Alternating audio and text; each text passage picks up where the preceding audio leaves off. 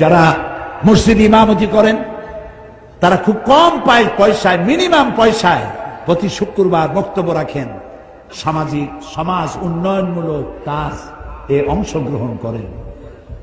যারা ইসলামের নামে বই লেখেন তারা জাতিকে সচেতন করেন। যারা ইসলামের রাজনীতি করেন তারা রাজনীতি যাতে জাহান্নামের দিকে না যায় সেই জন্য জীবন দিয়ে পাহারা দেয়, জাতিকে পাহারা দেয়। তো যারা জমিন চাষ করে, লক্ষ্য করেন, জমিন চাষ করে, তো জমিন চাষ করতে গিয়ে কেউ তো চাষ করে, কেউ জমিন নিড়ায়। বগুড়ায় কি করে? নিড়ায় না? নিড়ায়।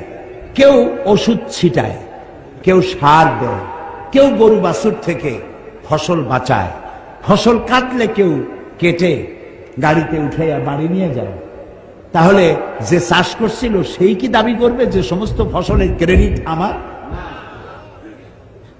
আমি বুঝি না মানুষের মাথা কতটা খারাপ হলে সে যেটা করে ওইটাই ভালো, বাকি সব খারাপ। এই কথা আপনি কেন বলেন?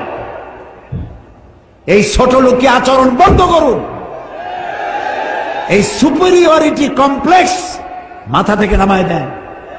সবাইকে সম্মান করতে শিখুন, সবাইকে মর্যাদা দিতে শিখুন, প্রত্যেকের কাজে স্বীকৃতি দিতে শিখুন, তাহলে ভালো হবে। 15 কোটি মুসলমান যদি এক থাকে এই জমিন কোন শকুনের কুদৃষ্টি পড়তে পারবে না। আর যদি শকুনের কুদৃষ্টি পড়ে আমাদের এই ঘর মারামারিতেই পড়বে। আমরা একজন আহলে হাদিস চোখে দেখতে পারি না, আহলে হাদিস আমারও চোখে দেখতে পারে না, কওমি মাদ্রাসা আলিয়া দেখতে পারে না, আলিয়া কওমি দেখতে পারে না। কয় যে আলিয়া এর সবকিছু খালি আছে। এগুলো কেন কই কত দেখি? আমি তো বলি আমার এই দুইটা চোখ, আপনার কয়টা? দুইটা, একটা ডান আর একটা। এই দুইটা চোখের মধ্যে আপনার কাছে কোনটা প্রিয়? হ্যাঁ, দুইটাই। আমার কাছেও আলিয়ার কওমি মাদ্রাসা আমার দুইটা চোখের মতো প্রিয়। আমি যখন যেখানে যাই, এই যে চট্টগ্রামের সব থেকে বড় মাদ্রাসা পটিয়া মাদ্রাসা, হাটহাজারী মাদ্রাসা, আমি সব মাদ্রাসা সফর করি, আলেমদের সঙ্গে দেখা করি। মৌলানা শামসুল হক সাহেব ফরিদপুরি রহমতুল্লাহ সদস্য হুজুর যাকে বলা হয়, আমি তার উজু করাইছি, তার পাও ধোয়াই দিয়েছি। আমি খতিবে আজম মৌলানা সিদ্দিক আহমদ সাহেবকে খেদমত করেছি। আমি মক্কা শরীফে জ্বর হয়েছে, আমি তার পাশে বসে পাও চেপেছি তার। একটু আমি ছোট হয়ে যাইনি? তা আমরা আলেমদেরকে সম্মান কেন করতে পারবো না? কওমি মাদ্রাসা আমার, আলিয়াও আমার, তাবলিগি জামাতও আমার, আহলে হাদিসও আমার।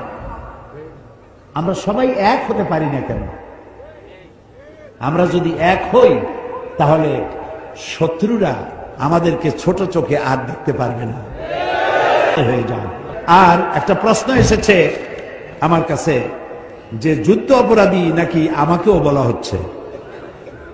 আল্লাহ মাফ করুন।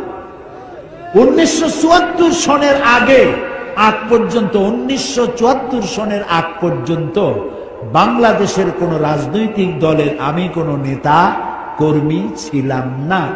এটা আমি পার্লামেন্টে চ্যালেঞ্জ করেছি।